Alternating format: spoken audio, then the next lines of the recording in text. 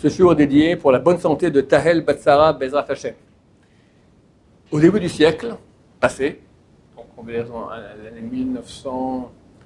1930 environ, il y a eu à Jérusalem un très grand sadique, très vieux. Il est mort à l'âge de 116 ans, 117 ans. C'est le Rav Shlomo Eliezer Alfonderi. On l'appelle le Sabbat Kadisha, le Sabbat, le grand-père saint. Kadosh. Baba Sal est arrivé en 1930 en Israël, elle est allée le visiter.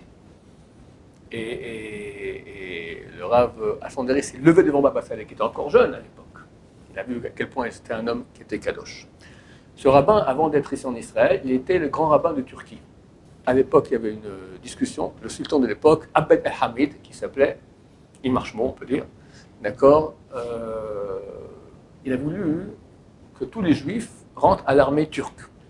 C'est encore bien avant la Première Guerre mondiale. Normalement, il voulait que tout... Attends, il y avait des juifs qui étaient en voie d'assimilation, des juifs turcs qui étaient très proches de la royauté, très riches comme ça, qui étaient, oui, c'est bien comme ça, avoir un mélange des populations, on sera mieux intégré à l'Empire turc, etc. Le Rav Alfonderi s'est extrêmement opposé à ça.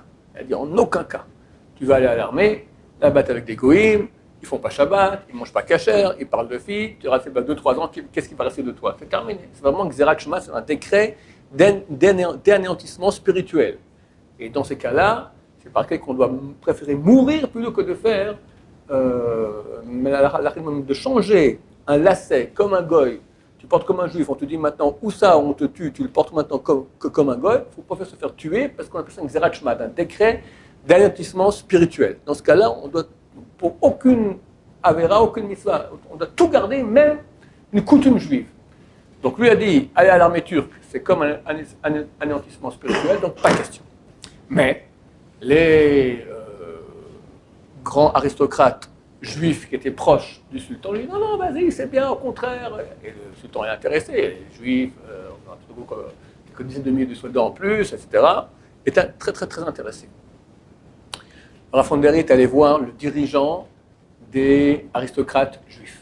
Il rentre chez lui et lui parle. Il essaie de le convaincre de changer d'avis. Il sait que s'il change d'avis, tout le monde changera d'avis aussi. Et le type, il refuse. À la fin, Rav Alfonderi lui dit, je t'avertis, si tu ne changes pas d'avis, ça ira très mal pour toi. Il lui dit, je ne change pas d'avis. Top, le Rav part. Et quelques heures plus tard, l'aristocrate décide d'aller voir le sultan. Il prend son carrosse, se commune du carrosse, crise cardiaque, il meurt. Tout le monde a compris. Dans le monde juif, tout le monde a compris. Vous savez très bien que le Rav l'avait averti, que le Rav a été le voir et qu'il a refusé. Ils ont tout très bien compris le signe. Ils ont voulu faire un mariage. Ils ont voulu faire un enterrement avec une grande pompe, etc., avec des oraisons funèbres. Le Rav a interdit. Il dit, il s'est battu contre Dieu. Il ne mérite pas d'oraison funèbre. Et les enfants étaient prêts à donner des fortunes. Laissez-nous une oraison. Rien du tout. On l'enterre comme un rien. Et l'enterre comme un rien. Qu'est-ce qu'on apprend de cela? Une chose super importante.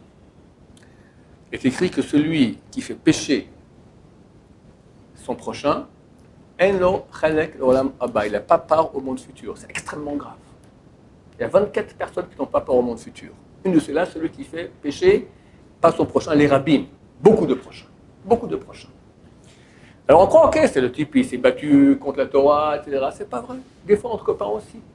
Venez les copains, on va aller en boîte, on va aller boire un pot, on va aller faire des choses qui ne sont pas cachères.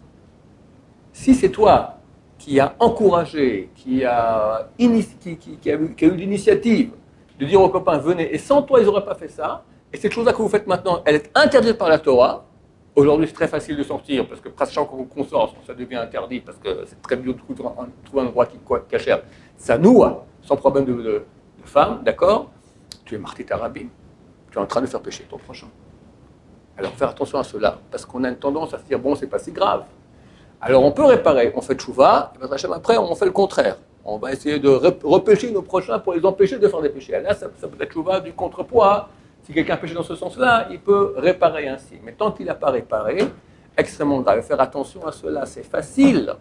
C'est facile. On est entre copains. On commence à parler de filles. Et le type, il alimente, il raconte, ouais, elle est comme ci, elle est comme ça, tout ça. Et Martit Arabim, gravement.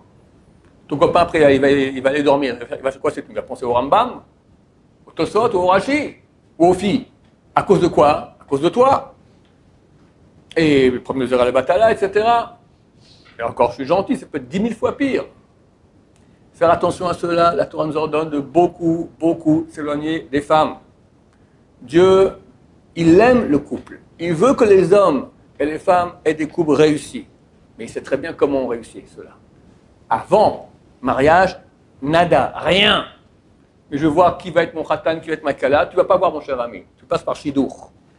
Tout rapprochement homme-femme est interdit gravement pour le bien du peuple d'Israël, pour notre bien. Regardez aujourd'hui où les gens s'éloignent de cela. Qu'est-ce qu'on a comme couple? La bérésina. Shlom bayit, divorce, tromperie, terrible. La Torah fait ce qu'elle dit. Celui qui encourage des juifs à faire des péchés, même légers, son cas est très grave, de faire tchouva là-dessus. Baruch Adonai, l'olam, amen, amen.